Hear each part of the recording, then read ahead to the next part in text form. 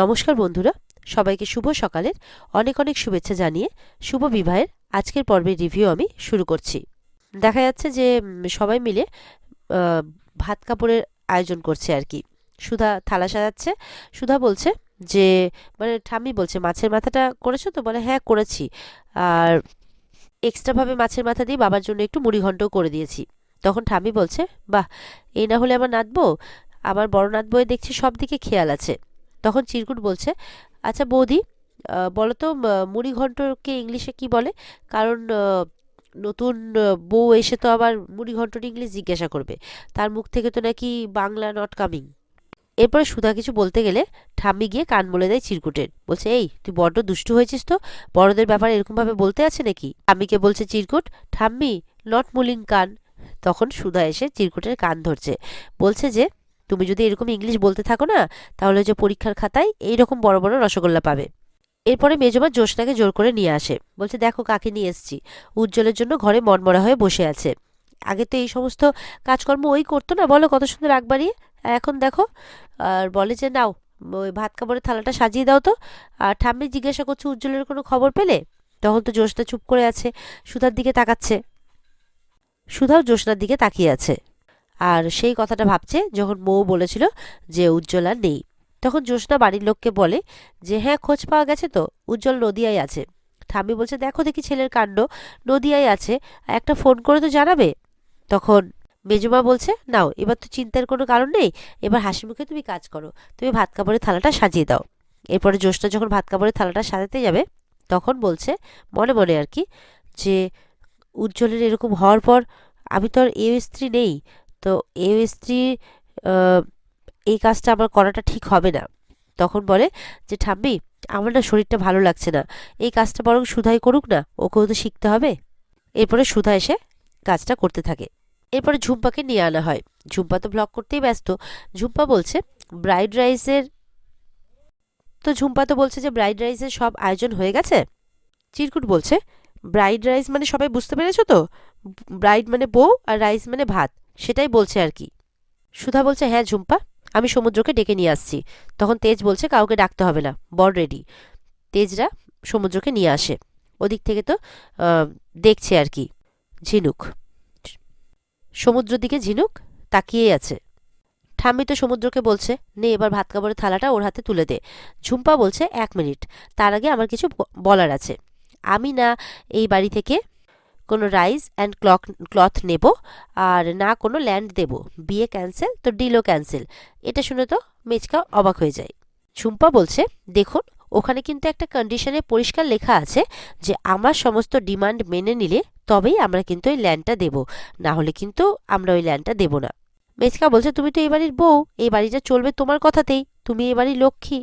মেচকা বলছে তোমার কি কিছু পছন্দ হয়নি, এই শাড়ি এই গয়নাটা? তখন বউকে বলছে, মানে মেজমাকে বলছে যে একটু ভারী দেখে গয়না কিনতে পারোনি? শাড়ির কথা বলছে, একটু ভালো দেখে শাড়িটাও কিনতে পারোনি? কোন থার্ড ক্লাস শাড়ি কিনেছো?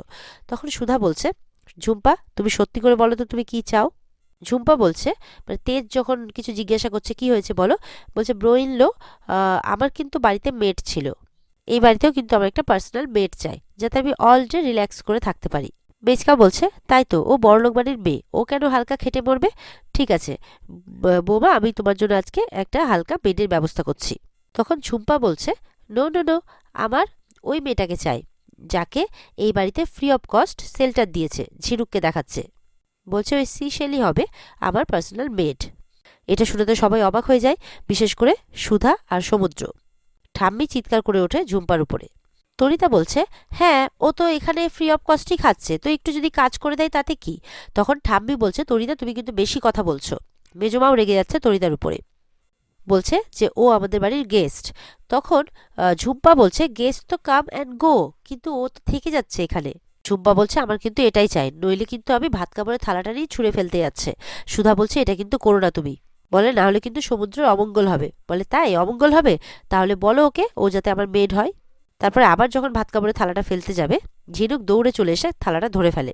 ঝিনুক বলছে তুমি যেটা চাও সেটাই হবে ঝুমঝুম ঝুম্পা, আজ থেকে আমি তোমার মেড। এটা শুনে তো সুধারা একটু অবাক হয়ে যায়, বাড়ির সবাই। ঝিনুক বলছে ঠিক আছে, আমি তোমাকে অনেক কষ্ট দিয়েছি, এবার তোমাকে আর কষ্ট পেতে হবে না আমার জন্যে। এবার তো তুমি থালাটা নেবে ভাত কাপড়ের। বলছে ইয়েস আমি নেব, কিন্তু থালাটা তুমি হোল্ড করবে, কারণ তুমি আমার মেড। ঠাম্মি বলছেন যে তুমি এই বাড়ির বউ, তাই থালাটা তোমাকে হাতে নিতে হবে। তখন বলছে না না, আমি এত ভারী থালা হাতে ধরতে পারবো না, তাই আমার হয়ে এই থালাটা আমার মেড হোল্ড করবে। এরপরে ঝিনুককে থালাটা ধরতে বলে। মেচকা বলছে হ্যাঁ হ্যাঁ নাও নাও, ধরো ধরো। তখন সমুদ্র সেই থালাটা ঝিনুককে দেয়, আর মনে মনে বলে আমি তো এটাই চেয়েছিলাম। তারপর সবার সামনে ঝিনুকের দিকে তাকিয়ে বলছে আজ থেকে আমি তোমার ভাত কাপড়ের দায়িত্ব নিলাম। এরপরে তো সবাই খেতে বসবে। চিরকুটো বলছে হ্যাঁ হ্যাঁ আমারও খুব খিদে পেয়েছে। সবাই খেতে বসে। এদিকে সুধা ঝিনুককে বলছে কি রে, তোর না সামনেই ম্যাচ, তুই কেন ওর মেয়ের হয়ে এই বাড়িতে থেকে যাবি? বলছে দেখ না আমি এবার কি করি, এই বউ ভাতের অনুষ্ঠানে আমি ওকে যদি আমার ইশারাতে না নাচিয়েছি এই ঝুমঝুম ঝুম্পাকে, তাহলে আমার নামও ঝিনুক নয়। এদিকে দেখা যাচ্ছে মেজমা সুধাকে মানে ঝিনুকে ঝুম্পার জন্যে একটা শাড়ি দিচ্ছে আর গয়না দিচ্ছে, বউ ভাতের অনুষ্ঠানে পরবে। মেচকা বলছে সুধাকে দেখলে তো কেমন ঝিনুককে এখন নাকি বিয়ের নাটক করে চলতে হচ্ছে, মানে বিয়ের নাটকের অভিনয় করে চলতে হচ্ছে আর কি। খুব তো এসেছিল এই বাড়ির সম্পত্তি হাতাতে, এবার অভিনয় করেই বাঁচুক। তখন সুধা বলছে কে এই বাড়ির থেকে জিনিস হাতাতে এসছে আর কে এই বাড়ির যোগ্য বউ সেটা তো সময় বলে দেবে। মেজমা বলছে এখন এসব কথা থাক না, মেচকাকে বলছে চলুন না, আপনাকে তো মা খোঁজাখুঁজি করছে। তখন এই বলে মেচকা চলে যায়। এদিকে সুধা যখন যাবে তখন সেখানে ইন্সপেক্টর আশুতোষ আসে। ইন্সপেক্টর আশুতোষ সুধাকে যখন ব্যাগটা দেবে তখন তেজ দৌড়ে এসে ব্যাগটা নিয়ে নেয়, আর ইন্সপেক্টর আশুতোষকে বলছে যে আপনি খুব ব্যস্ত মানুষ শুনেছিলাম, তো আপনার ব্যস্ততা ছেড়ে সমস্ত কাজকর্ম ছেড়ে আপনি অন্য কাউকে না পাঠিয়ে নিজে সরাসরি চলে এসেছেন আমাদের বাড়িতে সুধাকে ব্যাগটা পৌঁছে দিতে। বলে হ্যাঁ দেখুন আমি অন্য কনস্টেবলকে পাঠাতেই পারতাম, কিন্তু ওনার সাথে তো আমার সম্পর্কটা সেরকম নয়। তখন কিন্তু ইন্সপেক্টর আশুতোষের কলার ধরে নেয় তেজ আর দেওয়ালে গিয়ে ধাক্কা দেয় যে তাহলে কেমন সম্পর্ক আপনার আমার বউয়ের সাথে? হ্যাঁ, একজন পুলিশ অফিসার হয়ে আপনি অন্যের বউয়ের দিকে তাকিয়েছেন, কত বড় সাহস আপনার! দিয়ে সুধা গিয়ে থামিয়ে দেয়। ইন্সপেক্টর আশুতোষ বলছে আপনি কিন্তু একজন অন ডিউটি পুলিশ অফিসারের গায়ে হাত দিয়েছেন। বলছে আপনি বুঝতে পারছেন তো আপনি কি করেছেন? আশুতোষ বলছে। তেজ বলছে আপনি জানেন আমার ক্ষমতাটা কত দূর, আমি কি করতে পারি আপনার সাথে? বলে আবারও কলার ধরে নেয়। তখন সেখানে জ্যোৎস্না চলে আসে। জ্যোৎস্না এসে বলে কি করছিস ভাই, তুই ছাড়। তখন ছেড়ে দেয়। তখন ইন্সপেক্টর আশুতোষ বলে নিজের মাথাটা ঠান্ডা করুন মিস্টার বসু মল্লিক, বউয়ের প্রতি পজিটিভনেস ভালো, কিন্তু সেটা যখন সন্দেহতে পরিণত হয়ে যায় সেটা কিন্তু মোটেও ঠিক নয়। তখন সুধা ক্ষমা চাইছে তেজের হয়ে। তখন ইন্সপেক্টর আশুতোষ বলছে না না আপনি কেন ক্ষমা চাইবেন, না না এতে ক্ষমা চাওয়ার কিছু নেই, এই বলে তখন চলে যায়। তখন তেজ ইন্সপেক্টর আশুতোষের পেছনে যাবে আর কি, যে তাকে জিজ্ঞাসা করতে যে ওর কত বড় সাহস, কালকেও গাড়ি করে আমার বউকে নিয়ে গেছিল। সুধা তো ওখান থেকে রেগে চলে যায়। জ্যোৎস্না তেজের হাতটা ধরে নেয়, বলছে তুই কি করছিস, তুই সুধার মতো ভালো মেয়েকে সন্দেহ করছিস? বলে এমনটা করিস না, আমি তোকে বলছি ও কোথায় ছিল, কালকেও আমার সাথে ছিল। এই বলে বলে তোর সাথে কালকেও একটা মিটিং ছেড়ে তোর সাথে কি করছিল? তখন যখন উজ্জ্বলের কথাটা বলতে যাবে তখন উজ্জ্বলের মা আসে সেখানে আর বলে আমার ছেলে কোথায় বৌমা, কোনো খোঁজ পেলে? তখন জ্যোৎস্না মনে মনে বলছে আজকে বৌভাতের অনুষ্ঠানটা মিটে গেলে আমি সবাইকে সবকিছু বলে দেব, এখন কারো আনন্দটা আমি মাটি করতে চাই না। এরপরে উজ্জ্বলের মা জিজ্ঞাসা করলে বলে উজ্জ্বল কাজে বাইরে গেছে, ও নদিয়া গেছিল, ওখান থেকে বিদেশ চলে গেছে, তাই ওকে ফোনে এখন পাবেন না, ও খুব তাড়াতাড়ি সিম নেবে নিয়ে কন্ট্যাক্ট করবে। এরপরে তো মেজো মা আসে, বলে আপনি এসেছেন? বলে এই তো ছেলের খোঁজ করতে এসেছিলাম, জ্যোৎস্না মানে বললাম তো বাইরে আছে। মেজমা বলে যাক এটা শুনেও শান্তি পেলাম। এই বলে আজকে যেহেতু বৌভাতের অনুষ্ঠান সেহেতু জ্যোৎস্নার শাশুড়িকে ভেতরে নিয়ে যায়। এরপরে জ্যোৎস্না যখন ওখান থেকে চলে যাচ্ছে তখন তেজ বলছে তুই কথাটা সম্পূর্ণ করে যা, কালকে তোরা কি করছিলি একসাথে, উনি মিটিংয়ে কেন আসেননি? জ্যোৎস্না বলছে তুই সুধাকে শুধু শুধু সন্দেহ করিস না, তোকে আমি এইটুকু কথাই বলবো। তখন যখন জ্যোৎস্না আবারও যাবে তেজ বলছে তোকে দেখে আমার ঠিক লাগছে না, কি হয়েছে বলতো তোর? বলে কি হবে আমার, আমার কিছু হয়নি, এই বলে জ্যোৎস্না চলে যায়। তেজ তখন মনে মনে ভাবছে না কিছু তো একটা হয়েছে, সুধা দিদি কোথায় গেছিল কালকে, কালকে কি হয়েছিল, এমনটা ভাবতে থাকে। এদিকে সুধা যখন সেই শাড়ি গয়নাটা ঝুম্পাকে দিতে আসবে, ঝুম্পা তখন ফোনে বাবার সাথে কথা বলছে।